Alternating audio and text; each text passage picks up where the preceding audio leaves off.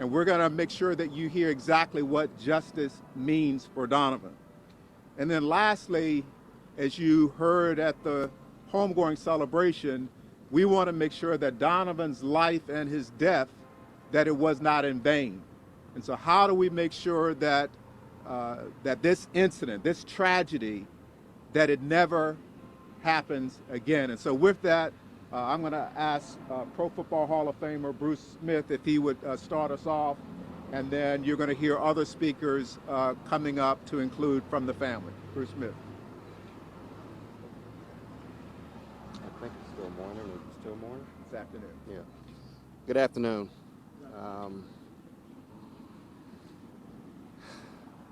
This is a difficult time in our city's history for all of us.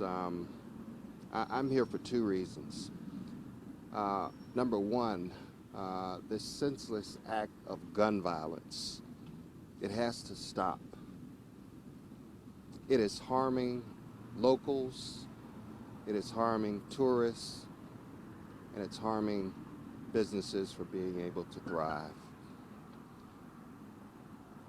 In this senseless act of gun violence, there were numerous people that were injured. 8 people wounded, and Mrs. Harris lost her life because folks were indiscriminately shooting into crowds. It's got to stop. Secondly, I'm here in support of Wayne Lynch, who is a good man.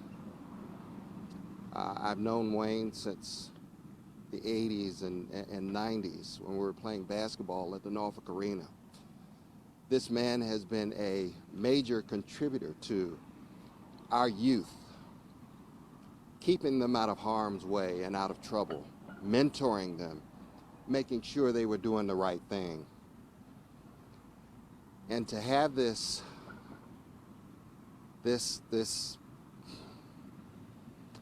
happened to a man that's been an asset to our community is heartbreaking. For him to have to bury his only son, as I repeat, in the funeral, at the funeral, it could have been my son. It could have been other sons that this has happened to. So there are numerous questions that have to be answered. We need to have transparency, we need to have the truth, and we need to have justice served. So we're here to support you, Mr. Lynch. I want to send my condolences to the family of Ms. Harris, who senselessly died because of this senseless gun violence. And we just want answers. We want to get to the bottom of this and get to the truth. Thank you.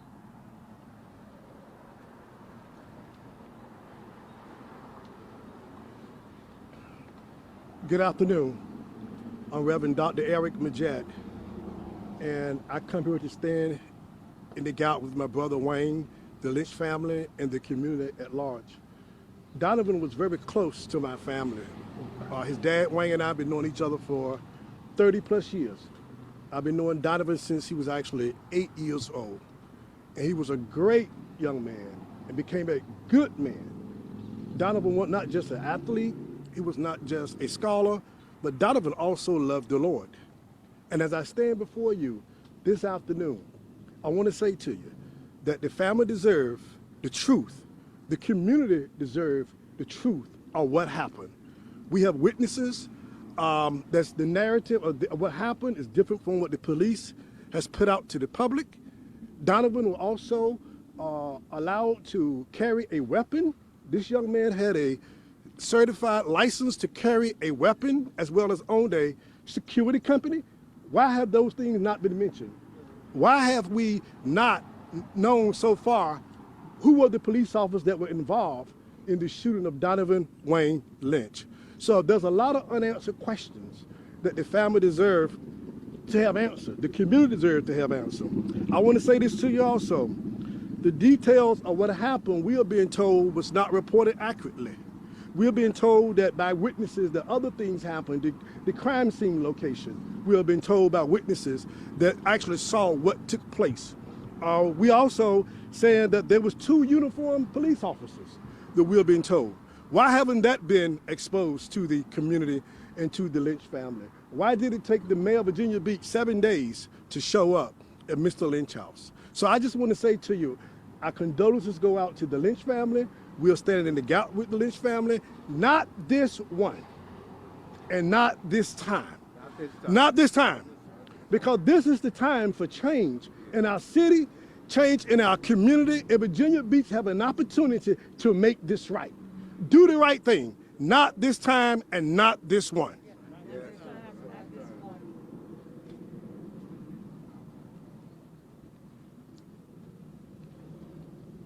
Good afternoon, everyone.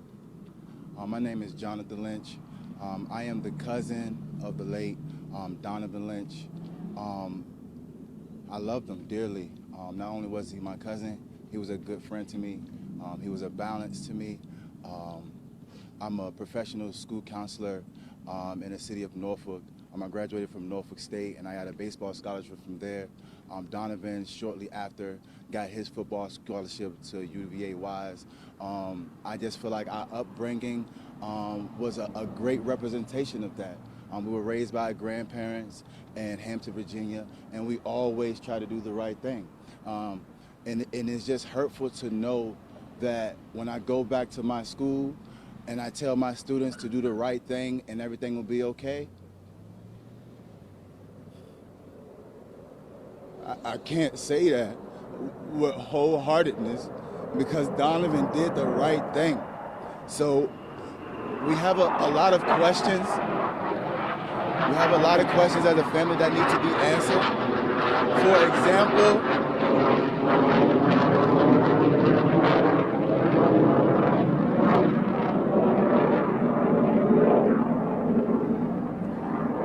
example, if the police officer was claimed to be a good officer and did the right thing, why hasn't he been named yet? Also, why did it take the Virginia Beach mayor a week to reach out to the family and other families involved in that shooting? Why does it appear that Donovan's body was removed and established at a new crime scene? Why does it appear that the body was reported by, excuse me everyone, this is very difficult, but why was it reported by news cameras that the body was not supposed to be where it was found, and it was not reported to the hospital until the next morning? His body laid in the street all night long while the family was looking for it. I just ask that everyone during this time not look at a color or a badge, to stay true to that badge, but be a good citizen, be a good person. The only time the people are going to get real justice if we all stick together. Thank you.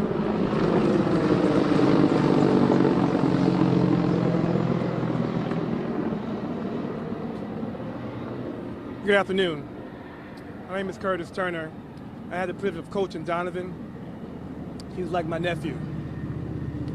Last week we were able to give Donovan Lynch a well-deserved homecoming service. But now we need answers. When I coached Donovan, my coach and I would have a game plan.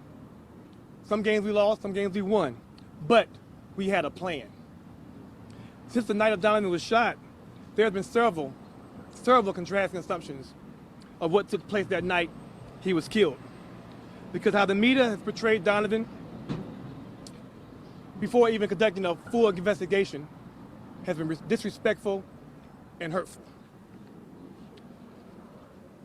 With that being said, now there needs to be a plan, a game plan in place by the city and by the state so the Lynch family and the nation can really know what happened to Donovan on 3/26. Because until this is resolved, his father, his sister, and everyone who loved him will never have any closure. No justice, no peace. Justice for Donovan Lynch. Thank you so much.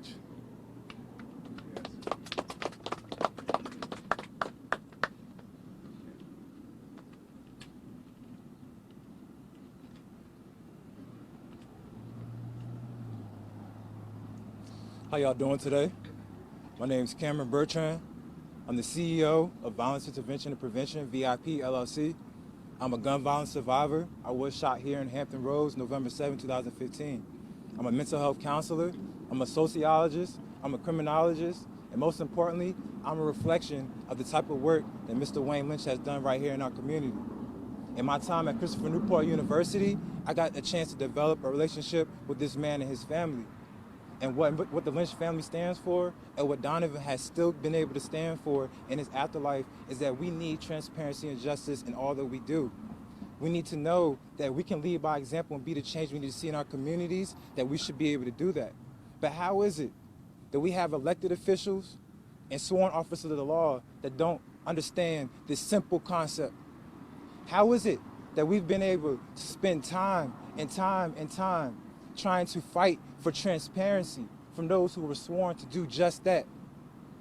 How is it that we've been able to see that there are people who can come to the forefront and bring information and ID officers that the Virginia Beach Police Department will not speak on? You cannot ask these families that are dealing with trauma, that are dealing with grief at a tragedy that could have been controlled and prevented by the Virginia Beach Police Department. But they have not done that. They will not reach out to these families. They will not help them heal. Our families cannot heal without justice, and I've been saying it and I will continue to say it. Virginia, we are in a state of emergency. This is no longer a discussion or a debate. There's no going back to regular life until we get justice for our families. If you go and look at what's happened this year alone across the state, let alone in Virginia Beach that night, how can we expect our families to heal without justice? Those individuals in those offices get to go home to their families at night. We're up at night trying to console and make sure that these families can get through this very traumatic stage of their lives. There's no going back for them. We need to know that there's going to be transparency. We need to know that there's going to be answers about the information that continues to come to the forefront. These officers, their information should have been revealed the minute that Virginia Beach Police Chief knew who they were. Why would you control that case the way you did? Why would you try to push it to Virginia State Police Department, who has already mishandled Xavier Hill's case? Why would you think that we would accept that? We know what we need in our communities. We have a voice for ourselves, and we are the people. I'm telling you now, if we don't stand up and fight back, this will not stop. We need trauma-informed, evidence-based, outcome-driven solutions in our communities. The Legal Defense Fund that Mr. Wayne has been able to create during this time of grief is something that we should be able to admire, because his son Donovan stood for all of that. He deserves more than that. And I'm telling you here and I'm telling you now, until we get the justice that we need, until we get the answers that we need, we cannot stop applying pressure on these individuals. A holistic approach. If it's not in the streets, if it's not in them boardrooms, if it's not on them phones, you do not let up. Because the Lynch family deserves justice, and they cannot heal without it. The families that were traumatized, the people that were in this environment, the people that have to see it on social media, we all have to deal with that. Virginia Beach, you have to stand up. Those elected officials in those offices, don't think those press conferences that you did behind those closed doors did anything, because you couldn't come down and speak to these families. That's what you should have done. So the minute that we have an opportunity to shift that legislative power to the people and reform the policies to make sure they advocate for the people, we need to do it. And it does not stop today. It does not end tomorrow. This will be a fight that we need to continue to fight. So that Legal Defense Fund is just the start of the honor of the legacy of Donovan Lynch. But I'm telling you now, we are the people and we are the voice. We need to stand up and fight back. This is the last time, y'all. Come on.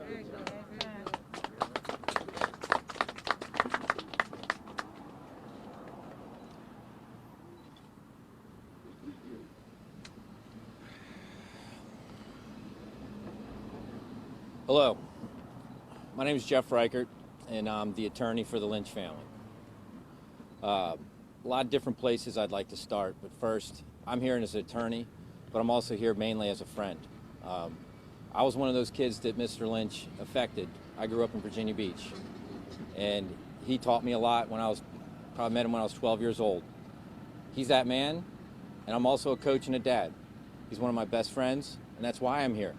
So I also am a lawyer, and that's what I'm sure you guys would like to hear about. But this has touched me as a human being more than anything I could ever imagine in my life. I want to start out also by saying, if Donovan was white, none of us would be here right now. Period. Hands down. And I'm a white man saying that, and I know that for a fact, because I know the facts. So I'm not going to get into my background. I'm an attorney. That's good enough. I deal in truth. I deal in facts. And in the last 2 weeks, I've learned I speak one word, not out of both sides of my mouth, like all the people I've talked to. I'm embarrassed for the people who we've elected. I'm embarrassed in my personal dealings with them. I'm embarrassed as an attorney. I'm embarrassed as a veteran of this country. I served my country for 11 years. I'm embarrassed, and I'm hurt. But with that also comes anger, and I hope you don't see that side of me. Let's start with some basic facts. Why are we standing right here? Well, Donovan was executed right here, right there, all right? So reporters, you will see if you go online and listen to all the reports in the Virginia Beach Police, they said he was shot over there. That's not the case. He was shot right here, all right, by an officer who was standing right there, who didn't have his camera on. There was a second officer who shot another witness who came to Donovan's aid, right there, shot him in the hand, and he got away. Nobody's talked to that person. Nobody knows they exist, because if they went after that person, then the whole crime scene, their whole narrative is shot. That's right.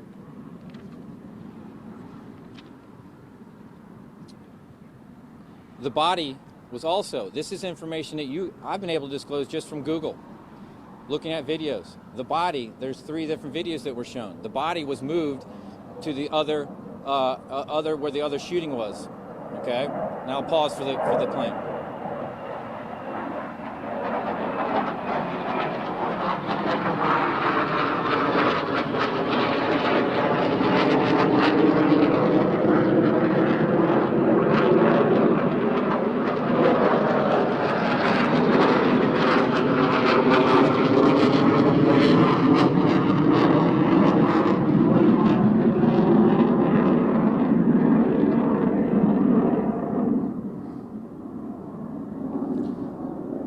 I think we're quiet.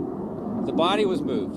You can look from cameras. This isn't rocket science. Actually, my 11-year-old son helped me with this. Cameras that they showed of Donovan's body next to the other body were over there. He was shot here. How did he get from here to over there? All right. I could go on and on and on with facts that they were just too easy to put together.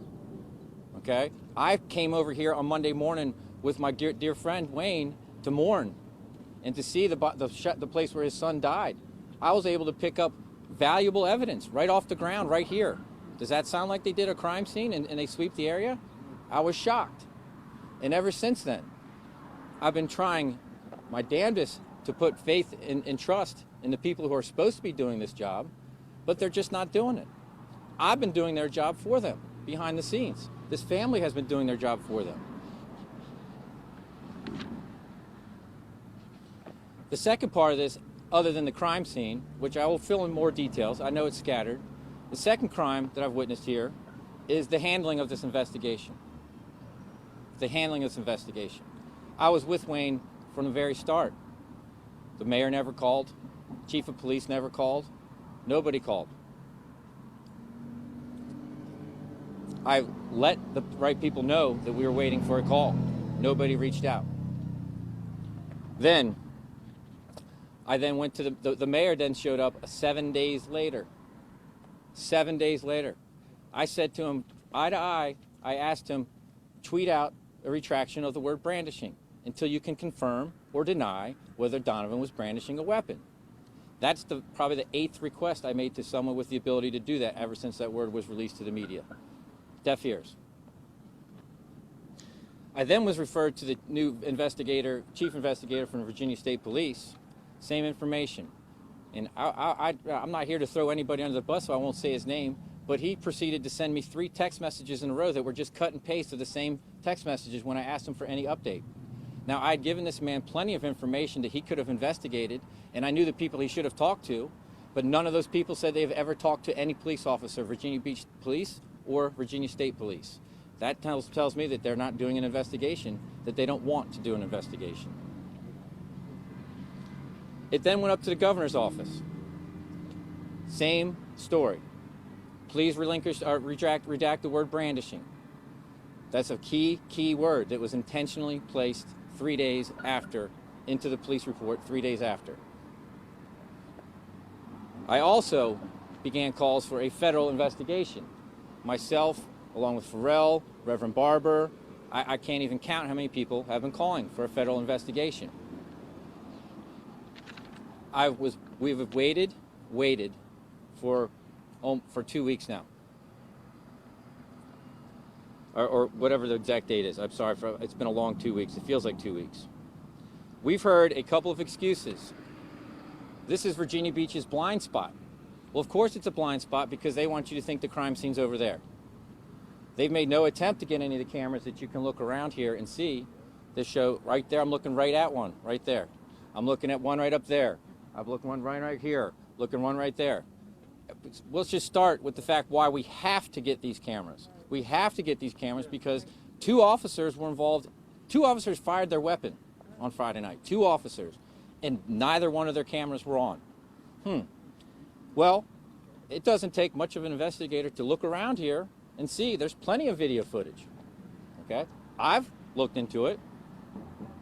They want you to think the bodies were over there.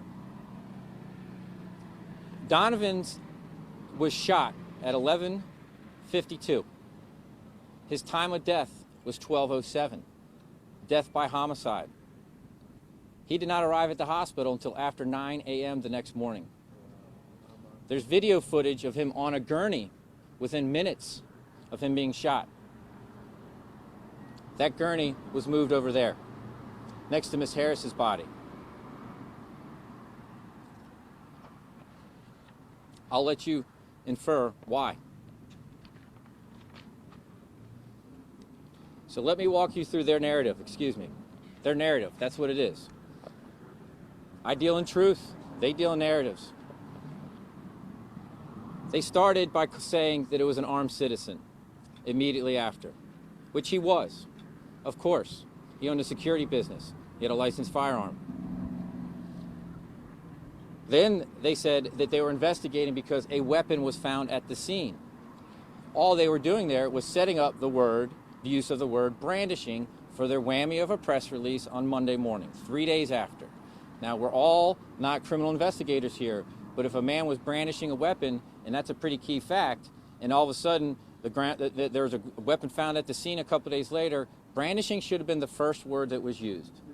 It was not used because that is the only fact that they have. It is a manufactured fact. So of course they're going to hold on to that word brandishing to the highest level, because if they retract that word, what fact do they have to prove that Donovan Lynch was not executed?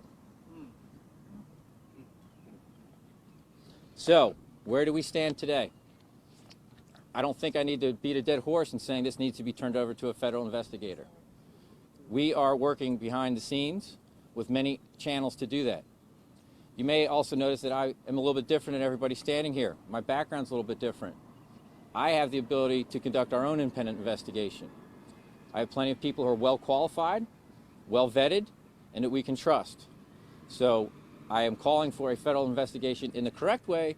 However, if that's not done, there will be an independent investigation financed independently and privately to get to the bottom of this. I've done an investigation, and I've also been the lawyer. I was told that there was a team of investigators working with the Virginia State Police, and they had a stack of documents that they were working with, and to refer any more information I had to them. Well, no one wants to talk to them because there's a trust issue, and I now understand that. So I will stop there and allow Mr. Lynch, Wayne Lynch, to come up and finish. So I will also obviously you have a lot of questions, I understand, and I will make myself available at the proper time. Thank you.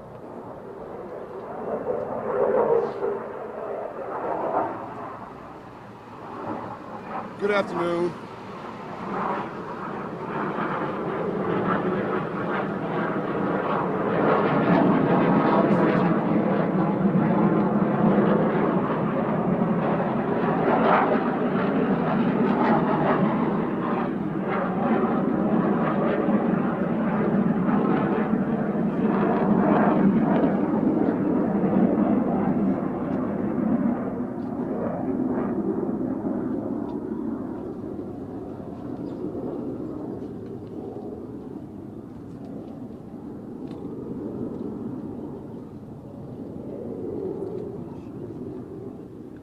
As most of you know, my name is Wayne Lynch, Donovan Lynch's son. I'm sorry, father. This is his sister, this is his grandfather, and this is his grandmother. They both have worked and raised kids in the city of Virginia Beach for over 70 years. His grandmother, Miss Betty Seals, worked in the Virginia Beach school system for 30 years as a teacher assistant, assisting many students, guiding, showing them the way, instructing, and making sure they had everything that they need. His grandfather, Mr. Thomas Seals, an entrepreneur in the city of Virginia Beach for over 60 years as a brick mason. He's built most of the things you guys see around here in Virginia Beach. That's the legacy of Donovan Lynch. We want justice for Donovan. Yes. Yes. The way he was treated was inhumane. From the time he got murdered until right now. There's been no communication with the family from either Virginia Beach Police, state police, or the governor. We've made repeated requests to have some things removed from the statement that they fabricated, and has not been done to this day. There's been no updates, no condolences. Mayor came to see me, it wasn't 7 days, it was 8 days, 12 hours and 36 minutes. That's what it was when he came to my house. And when he came and spoke to me, it was embarrassing. We couldn't understand what he was trying to say.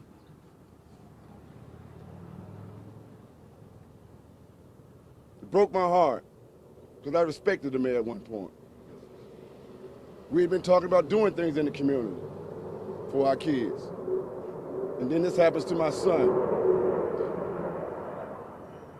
Then he doesn't know who I am all of a sudden.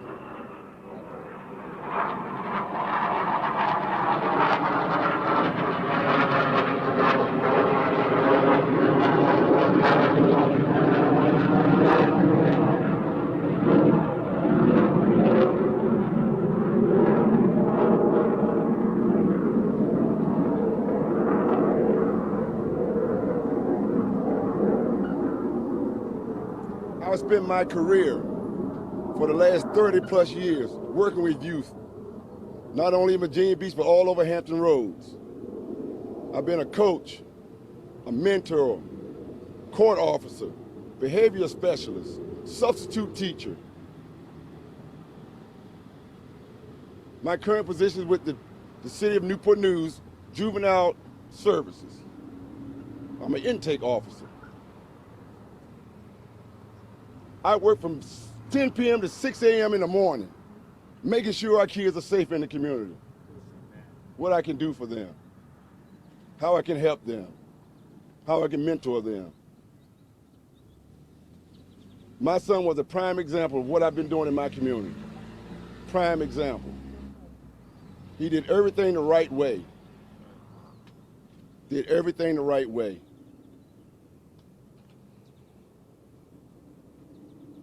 We're heartbroken, angry, frustrated, hurt, and all other adjectives that go along with that. We want justice for Donovan.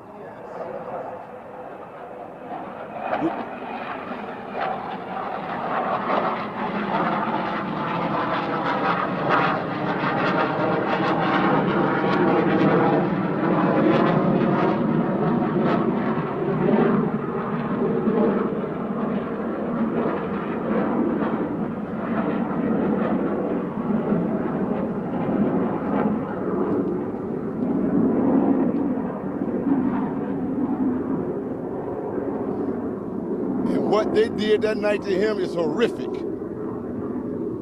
outrageous. They treated my son like it was a movie. It's not a movie, it's people's lives. The truth will prevail, and Donovan Lynch will be honored, revered, and we will take this movement all over the country for other parents. This is at my doorstep now. I want to thank my attorney, Jeff Reichert. I want to thank my team, everyone that's here today. I want to thank everyone for all the love and support, but this is not over. This is just beginning. We want justice for Donovan Lynch, and we will get it. No justice, no peace. You want to say something? Hello, everyone. My name is Lauren Lynch. I'm Donovan's one and only sister. And honestly, everybody keeps asking me how I feel, like, am I okay? And the answer is no, I'm not okay, not because I'm sad or not because I'm upset, mostly because I'm angry, because of the type of person that my brother was. We talked about our dreams, we talked about our goals, we talked about what our future would hold, and to know that that was just taken from him just because he was black, it really hurts me because I'm black. And if it can happen to him, it can happen to me, and it can happen to anybody that's out here. We're not a spectacle. We're not just the next person up on the news. This is a movement, and this is a story that needs to be heard and needs to be told. Yes. I want to thank everybody that has been supporting us, and everybody that has been sending their condolences, everybody that has been donating, everybody that has been checking on us, bringing food by the house. I just want to say thank you from the bottom of my heart. Because even though it can't bring my brother back, it really shows how much of community support we have. Thank you.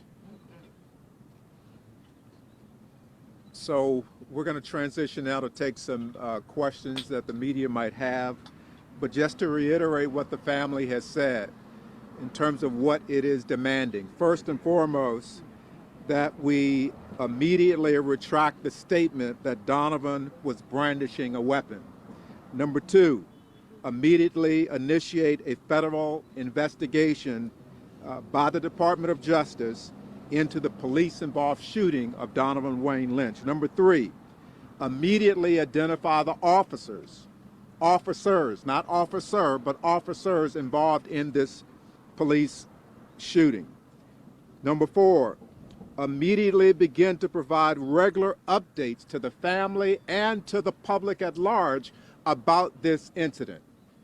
And lastly, immediately demand that the city create and fund a civilian or citizens review board that has full subpoena powers, investigatory powers, budget that would be in place so that there is accountability for our police departments. That is what the family is demanding to happen right now because of what happened to Donovan Wayne Lynch. And with that, the family and the attorneys would be happy to take any questions that you might have, just a few questions. With regards to Christian Broadcasting Corporation, Carlos Howard, WTKR, sources say that this was an assassination on Donovan Lynch based upon the fact that his cousin is making some quiet moves in terms of development, and this was done by the rogue officers of the Berg machine who basically targeted this young man.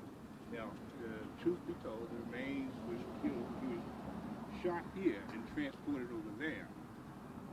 It would stand the reason that there would bear some measure of authenticity as it relates to getting this federal investigation because of the fact that you have 100 cops out here running around and nobody's body cameras on. I mean, what's generally done, you have the state police and the Virginia Beach police. Those are clearinghouses cover for each other. You're not going to get anybody. Has Elaine Lawyer, Bobby Scott, or any of the Congress people been called in to facilitate this investigation? And, I mean, No, there has not been no one. The only person that's called in to facilitate is the Virginia State Police. Well, that's the, you know, as a citizen and being in part of the system in the media, man, those guys are not gonna Exactly. They're gonna best they can wash this over. There needs to be an independent study, pretty much like what took place up in Windsor. Our White. This is no different. Exactly. Yeah. Well, it's different in a lot of other ways, but yes, I agree with you. So, what was the question? Have they? Yeah, I mean, They you have know, not- what can you... They've offered condolences, but as far as the investigation, no. And I think what we're saying, if you heard the question, we're not sure about any conspiracies or anything like that. What we're saying, what we're saying is, what the family is saying, we want a complete, independent investigation into what happened. We know from what you heard from the attorney that there's evidence that contradicts what has been publicly reported already. And so we're just saying, let's make sure that there's an independent federal investigation to what happened. Well, you have Other the shifting questions? of remains, you're going to have some. Question. Okay, go ahead. There's a plane coming.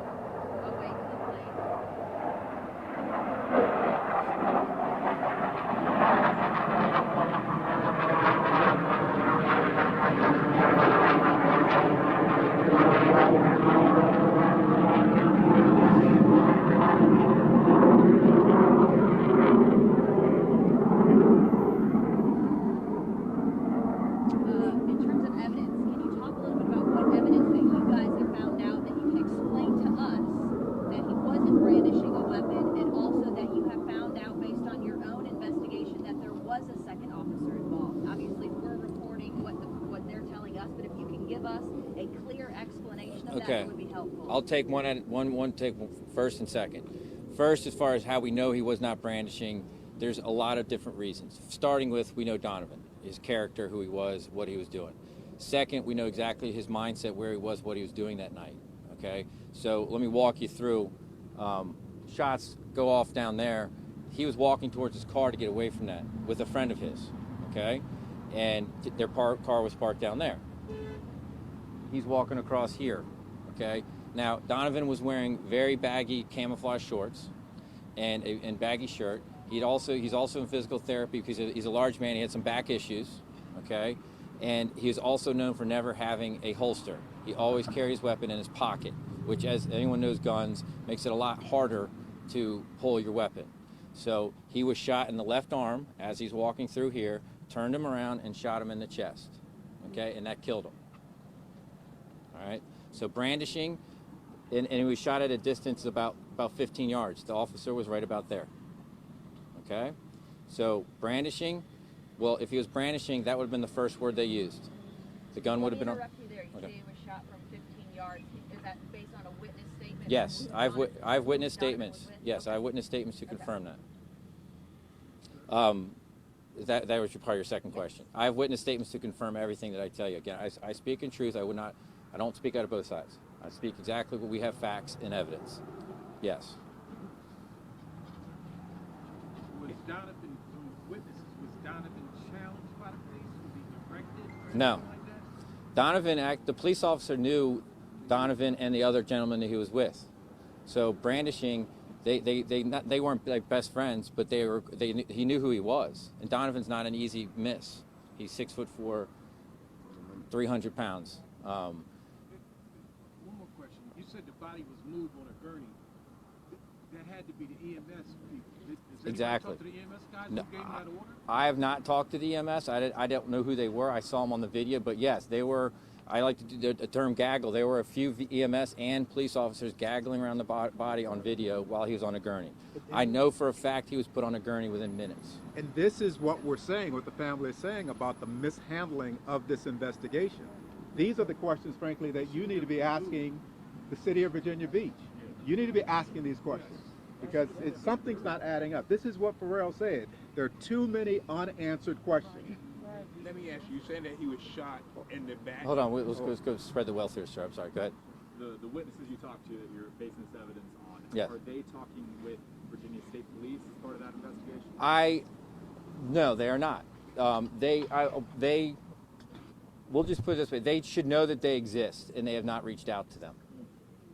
Would the witnesses want to share that information with Virginia State Not with Police? Virginia State Police, because there's a trust factor. Since one, there was a trust factor immediately after police investigating police.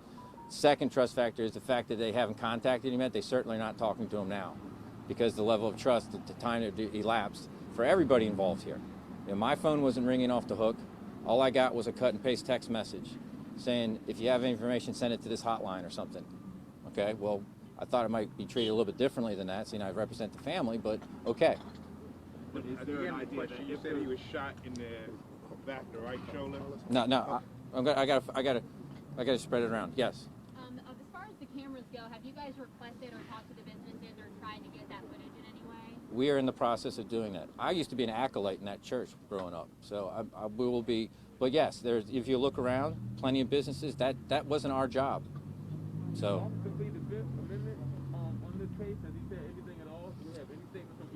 We have nothing from either officers other than we know who the first officer is through our own ways. Has not been disclosed, and we're also understanding that he's apparently going back to work next week. So I hope or this week. So I hope that that's not the case at all. And we've also heard from the chief that he had been on the force for 5 years and that he had a good record. Well, why are we talking about this officer? We haven't identified them. There are just too many unanswered questions about what's going on in this case. Let me just say something too along this line. I do want to thank a few city officials, particularly Aaron Rouse. Yes. He did reach out to me. I've known Aaron since he was a young boy. I mentored Aaron. He has reached out to me. He's facilitated a lot of things that we are getting from the city. It's not much, but what we are, Aaron did facilitate this. I just want to clear that I have talked to Aaron, but as far as talking to the police chief, I have not talked to him to this day. Next question. Yes.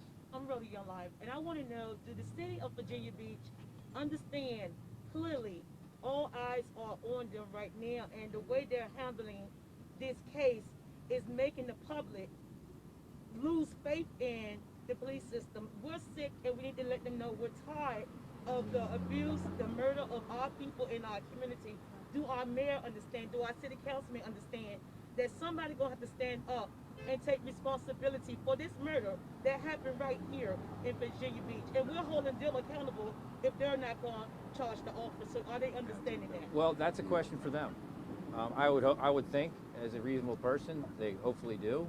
Maybe a press conference is what they needed. I don't know. I can't answer that question. I would just simply say that by their actions, it appears that they're not, and I'll give you the evidence. Right now, as you know, the General Assembly gave every municipality in the Commonwealth of Virginia the authority to create civilian or citizens review boards to provide oversight over the police department. Right now, they have the authority to do that. But yet this city council, the majority on this council, is not there. They appear to not want to have that oversight over our police department. So to answer your question, I believe that you have to look at the actions of this council, and the actions don't appear that they want to have that kind of oversight, because that kind of oversight would help create a culture where these kinds of incidents would not happen. Do we have anybody that police the police in Virginia Beach? No. No. Gary, the reason I'm asking these questions is because of my forensic background. I'm asking if he was shot in the back. Actually, he was shot in his leg. Okay. Leg, And turn around and chest. he shot center mass. That is police standard training for annihilation of use of deadly force, center mass. Exactly. So, that being said, according to my sources again, the officer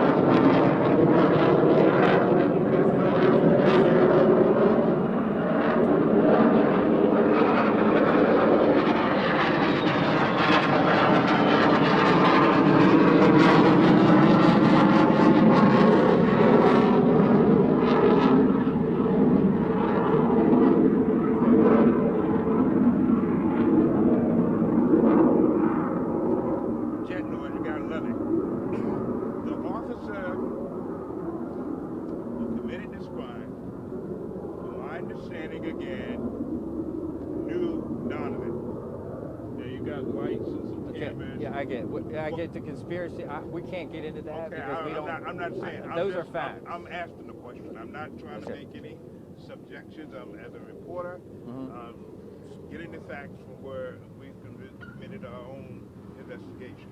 So you're telling me that you had the ability to shoot and send a mask for use of deadly force. You know someone. You can't tell me that you outlined his silhouette if you know it. And these are the kinds of questions. Those are questions we need to ask the police, right? You don't exactly. We'll take one or two more. You said Donovan was walking back to his car with a friend, and that the officer knew each other, weren't best friends or anything like that. Was there any interaction between the officer and Donovan before he was shot? No. No. Not that we've been confirmed. No. Other than he was shot. It was dark, and that's why you can see there's trees. There's things that distraction. No, there's nothing in this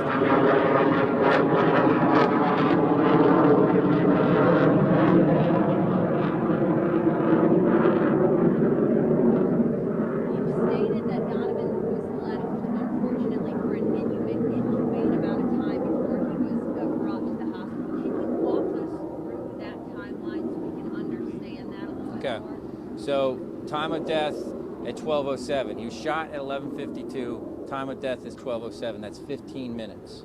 All right. In those 15 minutes, there was a second officer who fired his weapon, creates more chaos. Now you have shots over there, shots here. The perimeter is I wasn't there that night, but normal police procedure should be set as far as the crime scene. All right. We know he was immediately put on a gurney within minutes, so he was still alive probably at the time he was put on the gurney, or right about that thereabouts. At that point, common sense and every type of procedure protocol should be to take him to the hospital, right? People from his family members eventually were at the hospital. He wasn't there yet. All right. Other video footage then I'm assuming after 12:07. All right, and it looked like it from the footage, and that's for the media. You guys can do all this research yourself. Puts his body over there next to Miss Harris's body. Okay, which had nothing to do with what happened here. So can I wait? Hold 1 second. This issue around the demand that the officers be identified. Again, too many unanswered questions. Is the reason that the officers are not being identified because maybe the stellar record that the chief gave about these officers isn't so stellar? Again, we don't know. But why aren't these officers being identified? Have those officers had any other run-ins with other people in our community? Those are the questions that need to be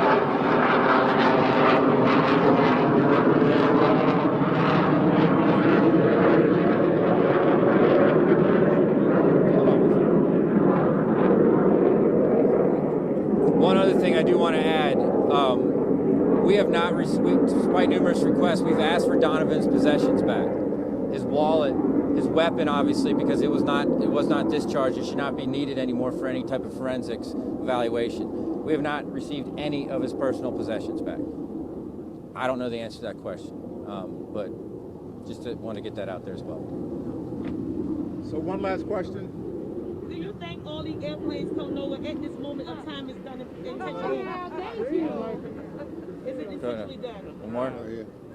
And on the witnesses, of course, you all are here seeking justice for Donovan here today. Do you think it would be important for those witnesses that you're talking about that have not been contacted to be part of whether it's a state investigation or the federal investigation you're calling for to provide that evidence that you're referring to here today? What's the goal? What are you doing? That's the purpose of a federal federal independent investigation, to allow the witnesses to talk freely to the right people to get the information and get the truth out. It can't be done with state or police investigating state. It has to be a federal investigation.